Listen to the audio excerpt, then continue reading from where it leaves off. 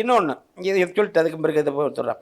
இந்த ஆணோட வேணாலும் தாய் தந்தை உறவு அப்படின்னு ஒன்று ஏதோ சீமான் சொல்லிட்டாரு, அது சான்று காட்டுன்னு வரிஞ்சு கட்டி நிற்கிறாங்கல்ல, அதை படிக்கிற பாருங்க. பழைய சரித்திரம் ஒன்றில் இப்போ நம்மளுக்கு எதை நீ சொல்ல வரியோ அதுக்கு தான் சான்று கொடுக்கணும். இப்போ அங்கே கேள்விப்பா சொந்த மூளை வச்சுக்கலான்னு எந்த இடத்துல சொன்னார், இந்த கேள்விக்கு தான் பதில் சொல்ல.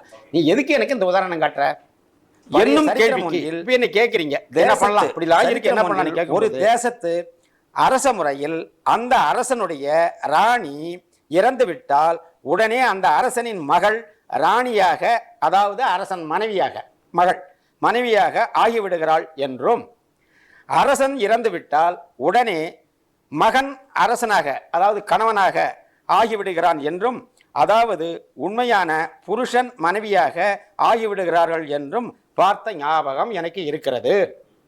இப்படியும் அங்கே நடந்திருக்கு. இவைகளையெல்லாம் யோசிக்கும் போது கல்வி முறை என்பதும் சொத்து முறை என்பதும் பெரும்பாலும் தேசாச்சாரம், மதாச்சாரம் அல்லது சாதியாச்சாரம், பழக்க வழக்கம் முதலியவற்றை பொறுத்து இருக்கின்றனவே தவிர வேறு நியாயமான நிர்பந்தமான உலகெங்கும் ஒரே வழித்துறையான காரியமான முறை கிடையாது என்றுதான் யூகிக்க வேண்டியதாக இருக்கின்றது.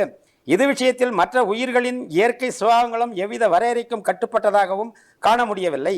நமது பழங்கால புராணங்களை பார்த்தால் தான் பெற்ற மகளை, தன்னை ஈன்ற தாயையும் புணர்ந்த கதைகள் பல இருக்கின்றன. முறையற்ற விபச்சாரத்தன சம்பந்தமான கதைகள் எண்ணிறந்தவை இருக்கின்றன. குருவின் மனைவி, சகோதரன் மனைவி ஆகியவர்களை கலவி செய்வது குற்றமாக கருதப்படவில்லை. பிள்ளை பேற்றுக்காக வேறு புருஷனுடன் செய்யும் கலவி குற்றமாக கருதப்படவில்லை. சில இடங்களில் பிராமணர்களுடன் கலவி செய்வதை பிசகென்று கருதவில்லை. கடவுள் பக்த பெண்ணிடம் கலவி செய்த கதை அனந்தம். கடவுள் நேராக பக்த கிட்ட உறவு கொண்டது. ஆகவே இவ்விஷயங்களில் இதுதான் சரி, இதுதான் தப்பு என்று குறிப்பிடுவதற்கு இல்லாமல் இருந்து வருகிறது.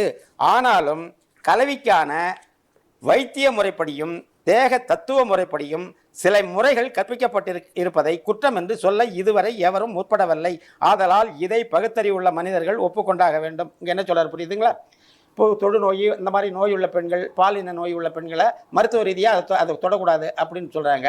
அப்போ நல்லா இருக்கிற பெண்ணு கூட அது வீட்டு தூரம் இந்த நேரத்தில் போகக்கூடாதுன்னு மருத்துவ ரீதியாக சொல்கிறேன். இது வேணால் நம்ம பகுத்தறிவை ஒதுக்கலாம், அதை மட்டும் கொஞ்சம் ஒதுக்கி வேணால் வைக்கலாம். மற்றபடியே தாயோ மூளை, அப்பனோ மூளை இதெல்லாம் இங்கே கணக்கு கிடையாதுங்கிறாரு.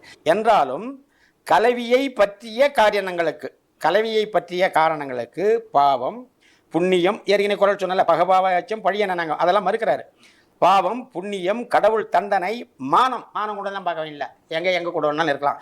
மானம் என்பவைகள் பொருத்தம் ஆகும்படியாக எவ்வித குறிப்பிட்ட ஒரே மாதிரியான முறையும் கண்டுபிடிக்க முடியாமல் இருந்து வருகிறது என்பது மேற்கண்ட விஷயங்களால் கருத வேண்டி இருக்கிறது.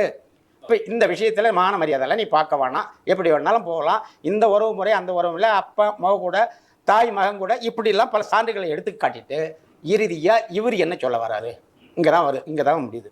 ஆகவே இவ்விஷயங்களை எடுத்துக்காட்டி மனிதன் எப்படி நடந்து கொள்வது என்னும் கேள்விக்கு இப்போ என்ன கேட்குறீங்க, என்ன பண்ணலாம், இப்படிலாம் இருக்கு, என்ன பண்ணலான்னு கேட்கும்போது பொது அறிவும் ஆராய்ச்சியும் உள்ள மனிதன் என்ன சொல்ல முடியும் என்று யோசிக்கும் போது நான் தான் வேற ஸ்டேட்மெண்ட் கொடுக்குறேன். இப்படிலாம் இருக்குங்க, நான் என்னதான் பண்ணேன், உலக நடைமுறை எல்லாத்தையும் சான்றுகள் சொல்றாரு. இப்ப நீங்க ஒரு கணவன் மனைவி எல்லாம் இல்ல, பல மாதிரி இருக்கு, இப்படிலாம் உலக சான்றுகள்லாம் சொல்றாரு. அப்பா மக கூட இருக்கலாம், இப்போ தாய் இப்படிலாம் இருக்கலாம். இதுக்கு மானம் வெக்கலாம் பார்க்குற மாதிரி எங்கேயும் இல்லை. இப்போ நான் இதெல்லாம் கலந்து ஒரு முடிவுக்கு வரேன். என்ன முடிவுன்னு என்ன கேட்டா அப்போ நான் சொல்ல யோசிக்கும் போது சமயோசிதம் என்பதை தவிர வேறு இல்லை. அப்போ இதுக்கு என்ன பொருள்? சூழலுக்கு ஏற்ப இப்போ அவர் சொல்றாரு, சமயோசிதம் என்பதை தவிர வேறு வழிகாட்டி இருப்பதாக அறிய முடியவில்லை. இப்போ நான் இந்த செவி மூலம் கொடுக்குறதுன்னா இந்த செவி உலகந்தழி மக்கள் கேட்டுக்கின்னு இருக்கீங்க. இப்போ இந்த சமயோசிதங்கிற முடிவு என்ன, நான் எப்படி இருக்கணுங்கிறதுக்கு இது வரைக்கும் என்னென்ன எடுத்துக்காட்டு காட்டியிருக்கேன், நீன்னு சொல்லியிருக்கா, இப்படிலாம் இருக்கு. அப்போ இங்கே வரையறையே கிடையாது, அதுக்கு வெக்கமான சூடு சோறன பாயம் எதுவுமே கிடையாது. இப்படிலாம் உலகத்தில் இருக்குங்கும்போது முடிவு என்னன்னா அந்த நேரத்துக்கு என்ன நீ முடிவு எடுக்கிறியோ எடுத்துகிட்டு போ.